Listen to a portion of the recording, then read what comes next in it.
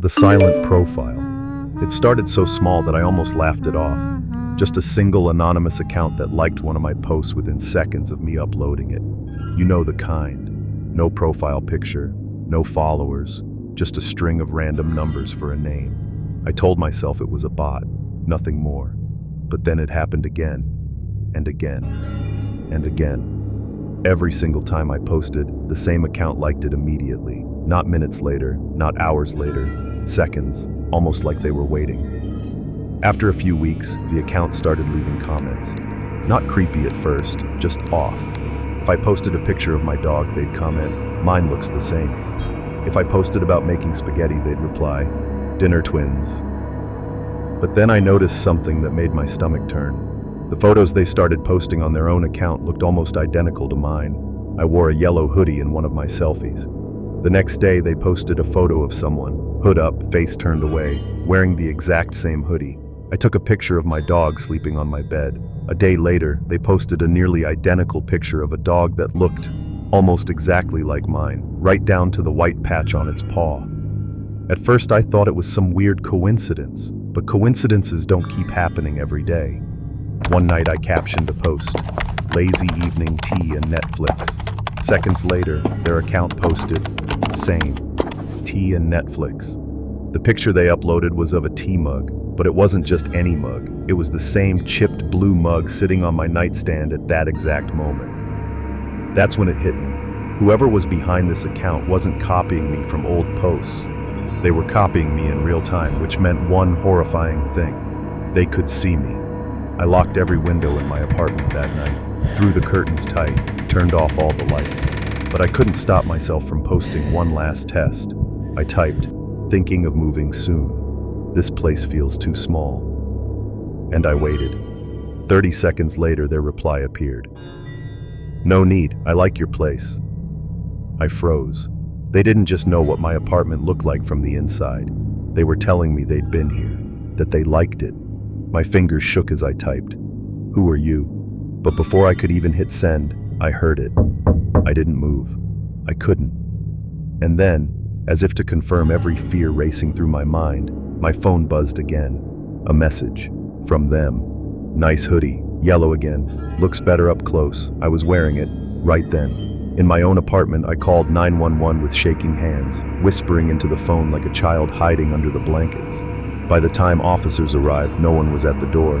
But when they checked the hallway, they found something taped to the wall outside my apartment. A photo of me, taken through my own window.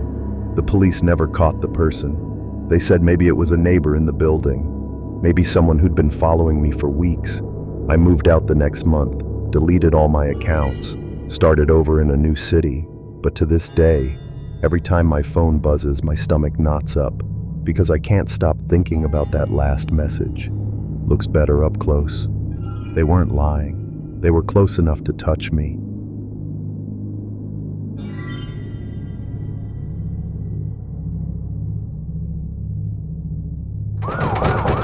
The glowing screen. I've always been a night owl, the kind of person who feels most alive when the world is asleep. My laptop was my companion. The glow of the screen lit up my apartment long past midnight. Papers, videos, endless rabbit holes. But I started noticing something strange. Through the blinds of my second-story apartment window, I'd see a faint blue glow in the distance, almost the same shade as my laptop screen. I shrugged it off, probably just a neighbor binging Netflix, but then it started syncing with me. If I typed, the glow would flicker. If I paused, it stayed still. One night, I decided to test it. I typed nonsense on the screen. "Is anyone there?" And across the way, I swear to God, the blue glow flickered in the exact same rhythm, like someone was copying me. Leaned closer to the window, squinting through the blinds. The glow wasn't just coming from an apartment. It looked like it was outside, stationary, almost as if someone was sitting in a car with a laptop pointed right at me. I shut my curtains and told myself I was being paranoid. But that night, when I opened my laptop again, something changed. On the corner of my screen, a tiny cursor appeared, and it wasn't mine. I froze. The cursor moved on its own, slow, deliberate.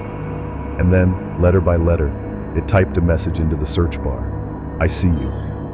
I slammed the laptop shut so hard the screen cracked.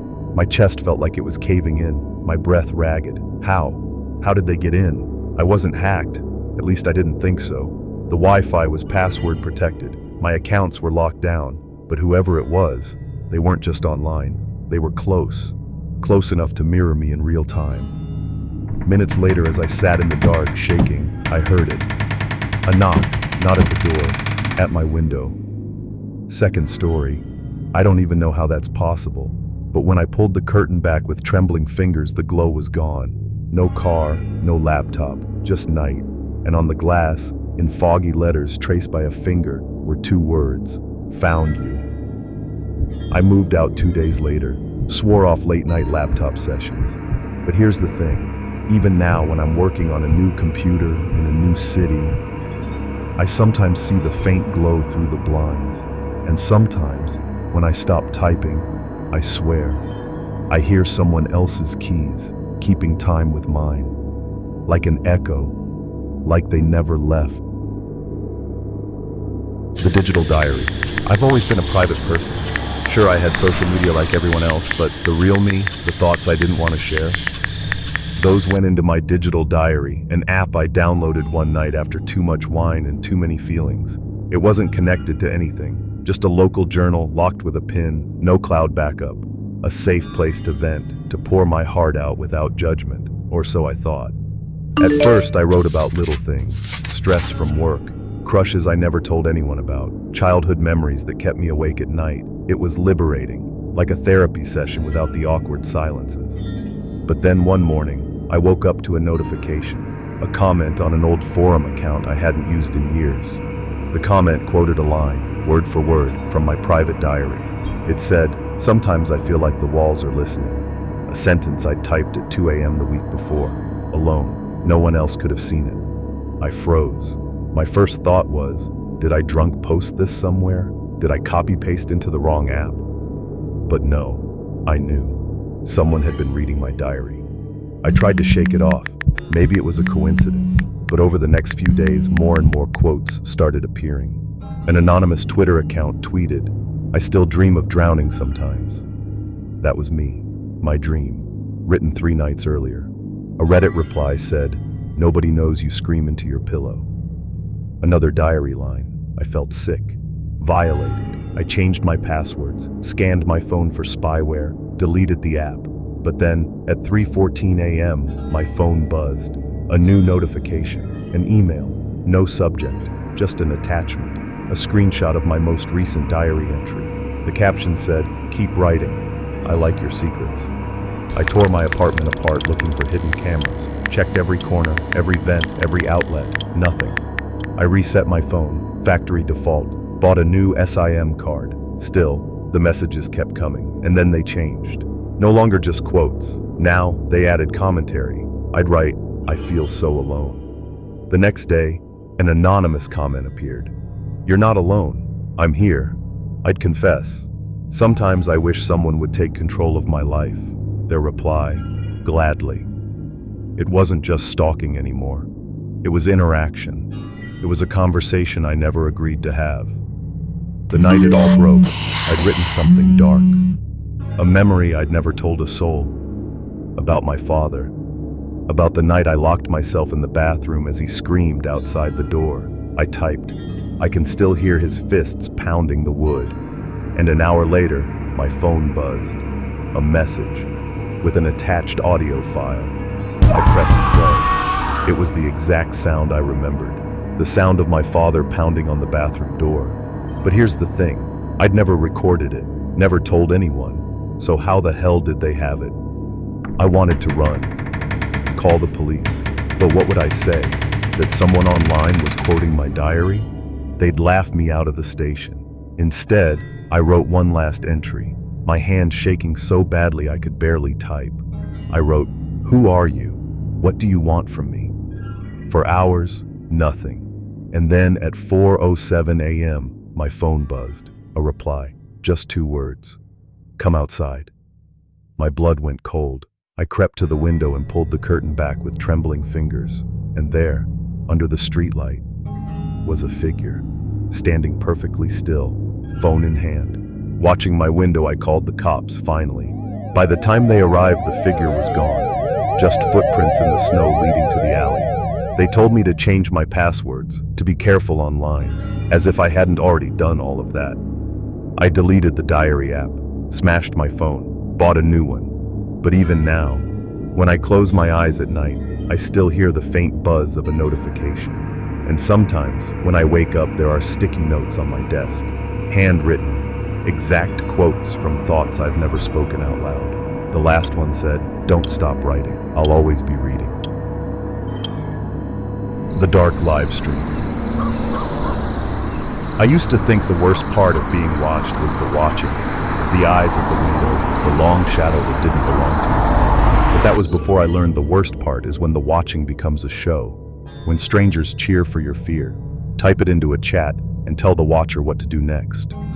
It started with a link, a short, ugly URL in a text from an unknown number. No context, no greeting, just watch. It's stupid, I know. I should have blocked the number and moved on, but curiosity kills more than cats. I tapped it.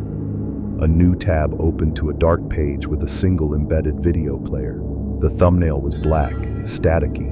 Beneath it, live, 312 watching. I hovered.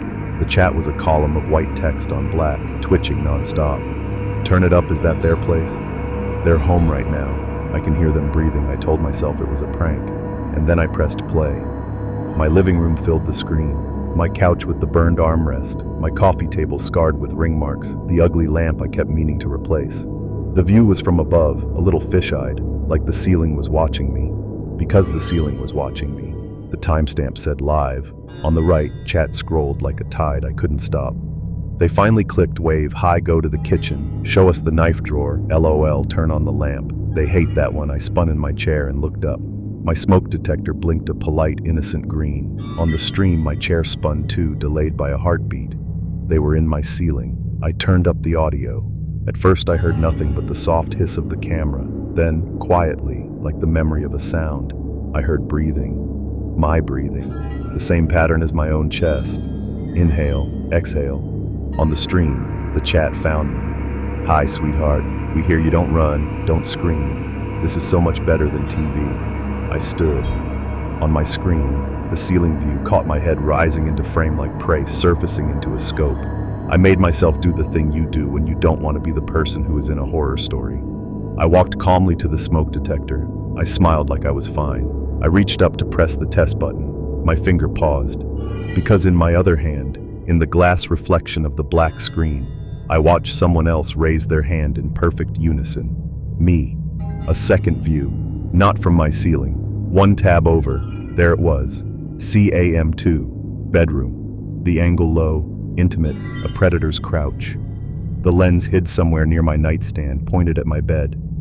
The chat split into two streams that fed each other's grin. Bed cam is the best cam check. The drawer look at their hands shaking. Say the phrase, say the phrase. I backed away from my own bed like it was a cliff. My phone buzzed. A text from the unknown number. Say, why are you doing this to me? I don't know why I did it. Maybe I was testing them. Maybe I wanted to know who else knew exactly how it feels when your voice no longer belongs to you. I whispered, why are you doing this to me? In the chat, OMG, they said it. I told you they'd say it. Clip it, don't be scared. We love you.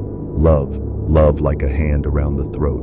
A poll appeared over the video, black text on gray. What should we make them do next? A, go to the kitchen. B, open the closet. C, turn off the lights. D, look outside the window. The chat roared its preferences. A, B, C, D. Emojis swam like little parasites. The vote taped itself to me, a sticky label I couldn't peel off. The bar swung to 61%. D, look outside the window. A new message from the unknown number. Good choice. Go on. I stepped toward the window. I pinched the curtain and pulled just enough to see. The street was a wet sheet under the amber lights. A car dozed at the curb, windows black. The windshield reflected the same blue my laptop made. The glow pulsed like a heartbeat. My phone buzzed. Wave. I didn't. My fingers locked into fists. Another buzz. If you don't wave, we come in. On the stream, the poll cleared itself and replaced it with a vote that wasn't a vote. Wave. The bar filled on its own, 100%. I opened my hand and gave the tiniest flutter, fingers stuck to the air. The car's interior screen blinked in answer, just once, like a wink. Chat exploded. Yes, obedient, do it again, open the window next. I dropped the curtain like it burned. The poll returned. Open the knife drawer? Yes/yes. I almost laughed. That ugly, stupid fear laugh that sounds like a cough. I backed into the kitchen because to refuse felt like giving the decision to 100 strangers who already thought they owned me. The drawer handle was cold. My hand left sweat. I pulled. The metal sighed, and inside, knives gleamed like small promises. A new line in the chat, from a mod account with a crown. The audience requests chef's knife to camera. I picked the largest one and held it up to the living room cam. In the stream, the blade caught the ceiling lens and threw it back, a warped comet of white. The unknown number pinged. Now hold it against your cheek. I didn't move. My phone vibrated again. We'll count to 5. I stood there. Me, the camera, the chat, the knife. Time got sticky. Everything waited for me together. 1. Chat tied a ribbon around my throat. Don't make us mad, do it too. Sweat slid into my eyes and stung. The blade's point hovered near my skin like a cold moth. 3. I thought if I obeyed, they'd be satisfied. If I refused, they'd escalate. Either way, I lived in a box now. A box with an audience. 4. I raised the tip until it just kissed my cheek. A tear met steel and made a dot of clean. 5. I pressed. Not enough to break the skin, but enough for the chat to cheer as if they could taste it. Someone rattled my door. I startled so badly the knife clanged against the drawer and left a notch. I strained to hear. Once, twice, the handle tested like a tongue touching a bruise. The chat stopped being funny. Shh, they're here. Oh my God, let them in. Another poll slammed onto the screen. Let them in? Yes. No. The yes bar filled itself like a tide backed by the moon. I took 2 steps to the door, just enough to put my eye to the peephole. The hallway bulged into a fisheye world. No one there, but shadows keep secrets. The stairwell held its breath. And then, like a magic trick, a face slid into the circle. Forehead first, then the eye, then the rest of them, pressed too close, distorted. They smiled without teeth.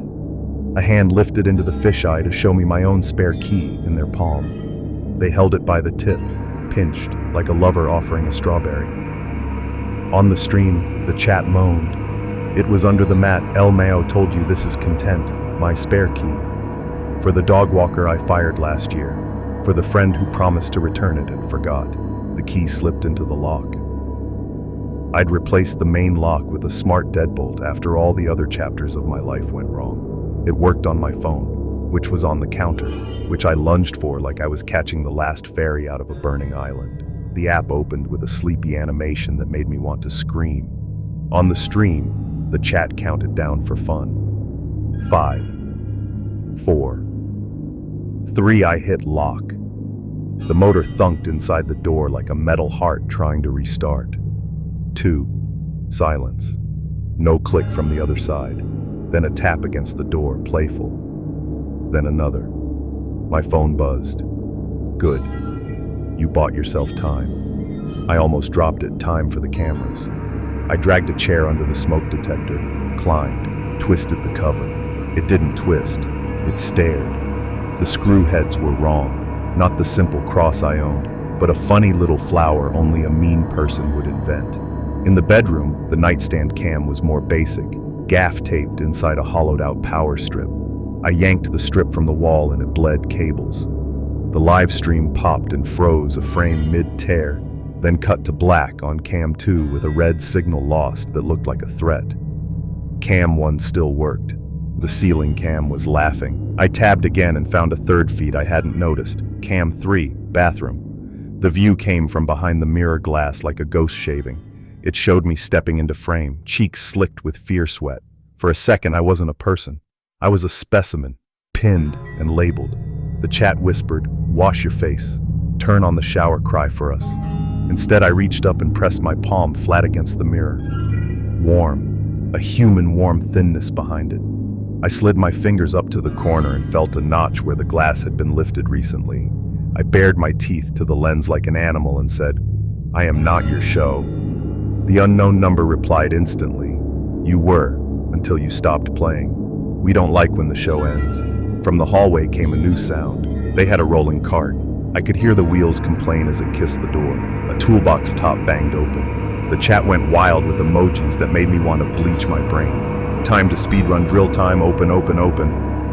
A drill woke up, low, confident. It nuzzled the lock like a mean dentist.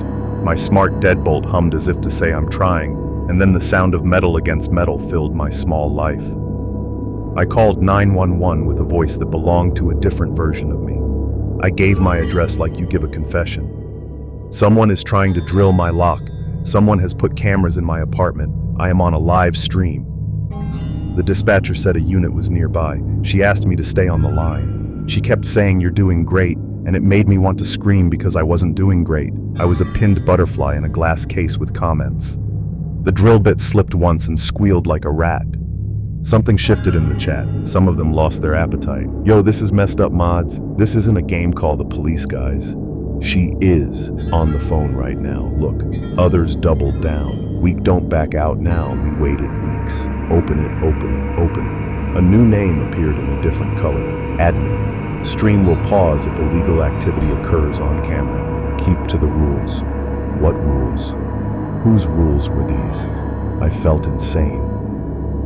The drill cut out. A hush sat down in the hallway like a cat. On the stream, someone typed, "Uh-oh." Footsteps retreated down the stairs, fast but careful. The tool cart rolled away with a soft apology. At the curb, a car door thunked shut, calm as a heartbeat. The blue glow on the windshield blinked off. The siren swelled, painted the room with light, and then quiet. A knock, this time a different rhythm. Police. I opened the door on a chain so small it felt like a joke. There were two officers. One took my statement while the other did a slow tour with a flashlight and a mouth that had forgotten how to smile. He found the power strip cam. He found the mirror notch. He shined his light up into the ceiling and said, "Huh," in a way that meant, "Oh, sweet Jesus." We unplugged what we could. We documented what we couldn't. They told me they'd request the building's hallway footage. They used the word cyber unit and digital evidence and preserved the scene. And none of those words felt like they could hold the weight of what had just been done to me. Back at my desk, the stream had gone black. A rectangle of text replaced me. Channel offline. Thanks for watching. The chat still twitched for a while like a lizard tail after it's come off. Then it too stopped moving. The unknown number sent one last message. "You ruined a good thing. Don't worry, we have mirrors." I stared at it until the letters looked like bugs. I stayed with a friend that night. We didn't talk. They put a blanket over me the way you cover a broken instrument. In the morning, I went back with the officers and boxed up my life. We left the smoke detector for evidence. The holes it left looked like two little eyes in the ceiling, still watching. I moved. New locks, new router, new passwords, new phone, new name on the mailbox. But here is the part I can't move from. Sometimes I feel my own life buffering. I catch myself checking corners for lenses, behind the houseplants, inside the lamp. I taped black paper over the pinhole in my laptop lid. I brush my teeth in the dark because the mirror is a mouth and I don't like what it eats. And when I try to sleep, I hear it. Not the siren, not the drill, the chat. Words without bodies, voices without faces, laughter without lungs. I used to be alone in my apartment at night. Now I am never alone anywhere. Because if they can make a show of you once, they can make it again. You become a genre. Every time a phone buzzes in a quiet room, my body thinks it's the pole returning. Yes. No emptied of meaning. Open. Obey. And sometimes when I pass a parked car at night and the screen in the dash blinks a little pulse of blue, I don't look to see if it's reflecting me. I look to see if it's winking.